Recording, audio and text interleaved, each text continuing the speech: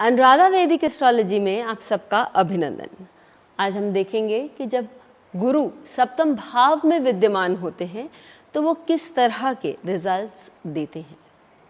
जब गुरु सप्तम भाव में विद्यमान हो तो हम देखते हैं कि गुरु जो है वो आपके नॉलेज को बताता है और गुरु बहुत सारी उपलब्धियां हमें देते हैं। उनमें से एक उपलब्धि ये है कि आपको नाम और शोहरत भी मिलती है। सप्तम भाव जो हमारा है वह हमें पब्लिक प्लेटफॉर्म यानी कि आप समाज में किस तरह से अपने आप को प्रस्तुत कर सकते हैं उसके बारे में बताता है। तो जब हम ये दोनों चीज़ें मिलाते हैं तो हम ये कह सकते हैं कि सप्तम भाव में जब गुरु है तो वो आपको समाज में एक प्रतिष्ठा दिलाता है। और ये गुरु जो है वो आपके धन के भी कारक हैं। तो धन तो हमेशा रहता ही है, लेकिन प्रतिष्ठा और शौर्य जो है उससे कहीं ज़्यादा मिलती है, क्योंकि सप्तम भाव में बैठे गुरु आपके तृतीय और आपके लग्न को, साथ ही आपके एकादश भाव को भी दृष्ट करते हैं। तृतीय भाव और एकादश भाव और सप्तम भाव ये तीनों काम के भाव होते हैं और आपकी जो इच्छाएं हैं वो प्रबल होती हैं और इच्छा पूर्ति करने में गुरु आपकी मदद करते हैं।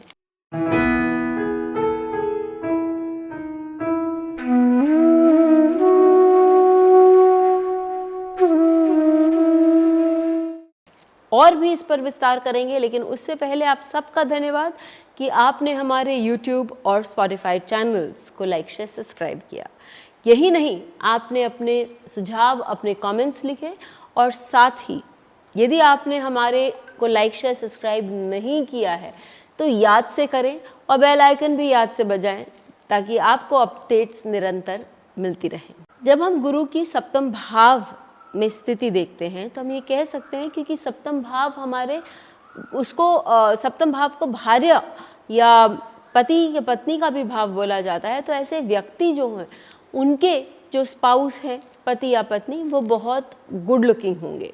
ये भी हम कह सकते हैं कि ऐसे लोग बहुत अच्छा लिखते हैं, बहुत अच्छा बोलते हैं और ये माना जाता है कि वो अपने पिता से भी कहीं गुना आगे बहुत अच्छा काम करते हैं या बहुत तरक्की करते हैं, क्योंकि वो सामाजिक लेवल पर वो एक प्रतिष्ठा या नाम प्राप्त कर लेते हैं जो कि उनके पिता भी नहीं प्राप्त कर सकते हैं।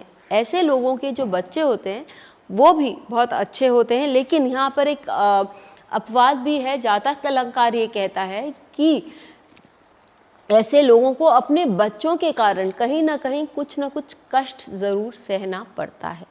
तो ये बात भी व्यक्ति अपने नोटिस में ला सकता है और अपने साथ चेक कर सकता है। ये भी हम बाद में एक एग्जाम्पल के साथ देखेंगे। ये लोग जो काम करते हैं, क्योंकि गुरु जो है वो आपको नॉलेज देते हैं, वो आपको प्रशिक्षण देते हैं या आपको इंटेलिजेंस देते हैं। तो जो काम आप करते हैं, स्पेशली यदि आप पब्लिक प्लेटफॉर्म पे काम कर रहे हैं, तो आप में वो प्रतिभा है, आप में वो कौशल है और आपके पास वो नॉलेज है कि आप अपने काम के में इतने मंझे हुए हैं, उसके बारे में इतनी डीप आपकी नॉलेज है कि लोग उसके कारण भी आपको बहुत रिस्पेक्ट देते हैं और आपका बहुत नाम, आपका बहुत बोलबाला है। आपने प्राइवेट सर्कल्स में भी, छोटे से सर्कल्स में भी और अपने बड़े सर्कल्स में भी आपकी जो थॉट प्रोसेस है उसके कारण भी लोग आपसे बहुत सहमत होते हैं।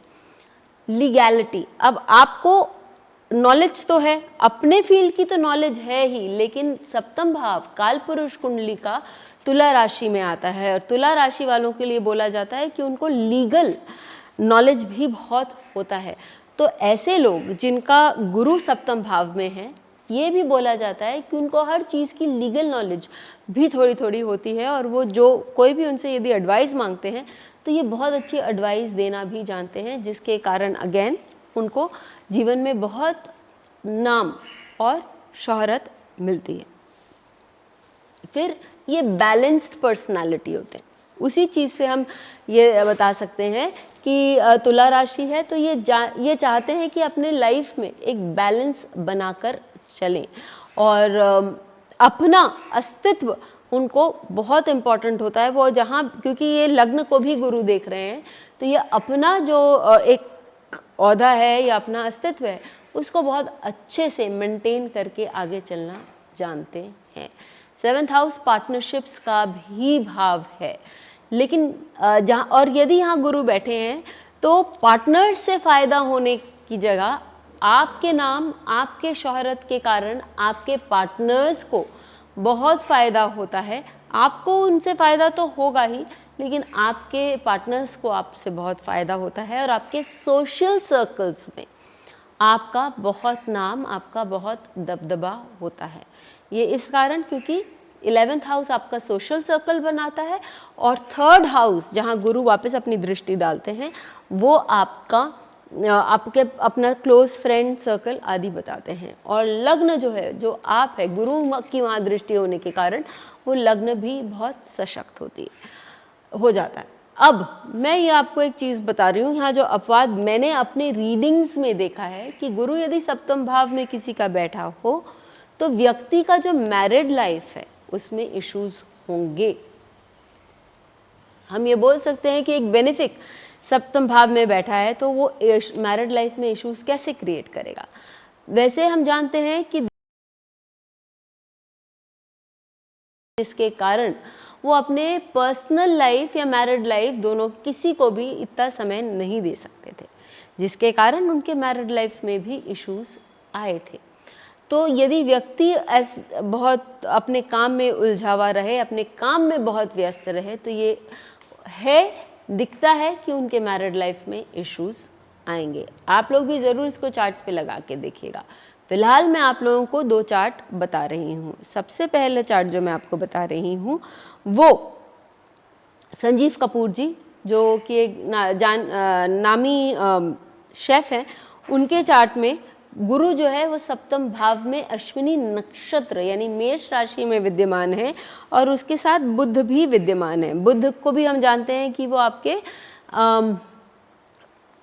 नॉलेज और आपके कार्य कौशल और वो आपको साथ ही साथ बिजनेस एप्टीट्यूड देता है। तो उनको नॉलेज तो अपने काम की थी ही, साथ में उनको बिजनेस करने का भी सेंस इस बुध से मिला और आज उनका जो बिज़नेस है वो बहुत फैला हुआ है। साथ ही हम ये जानते हैं कि जिन लोगों ने इनके साथ पार्टनरशिप करी है उनको हमेशा ही फ़ायदा हुआ है, क्योंकि इनका जो नॉलेज है, इनकी जो एबिलिटी है, उसके कारण उन्होंने हर उस प्लेटफॉर्म पे जिस पर वो गए हैं उसको और एक स्टेप आगे बढ़ाया ही है।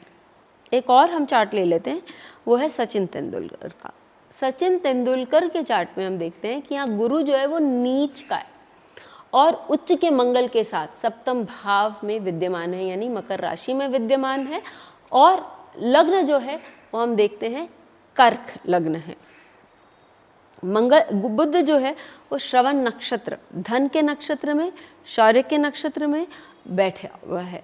तो वो उनको धन और शौर्य तो देता ही है, क्योंकि मंगल उच्च का होने के कारण लोग ये भी बोलते हैं कि यहाँ पर नीचभंग राजयोग भी तैयार होता है। तो अब यहाँ पर मैरिड लाइफ में इश्यूज कहाँ से आ गए, कैसे आए? क्योंकि मंगल भी सप्तम भाव में यदि होता है तो मैरिड लाइफ में इश्यूज देता है। ये मैंने अपने वीडियो में बताया है, यदि आप चाहें तो मेरा वो वीडियो सप्तम भाव में मंगल भी देख सकते हैं। अपने काम में बहुत व्यस्त होने के कारण, काम में घूमने के कारण इनके मैरिड लाइफ में कहीं ना कहीं वो विच्छेद था, वो इश्यूज थे, जिसके कारण भी इनकी मैरिड लाइफ बच सकी। एक और पॉइंट जो जातक अलंकार बोलता है कि बच्चों के कारण कहीं प्रॉब्लम्स हो सकती हैं। देखिए, इनके जनरली आप देखेंगे कि जिसका 7th हाउस में गुरु है उसके बच्चे उसके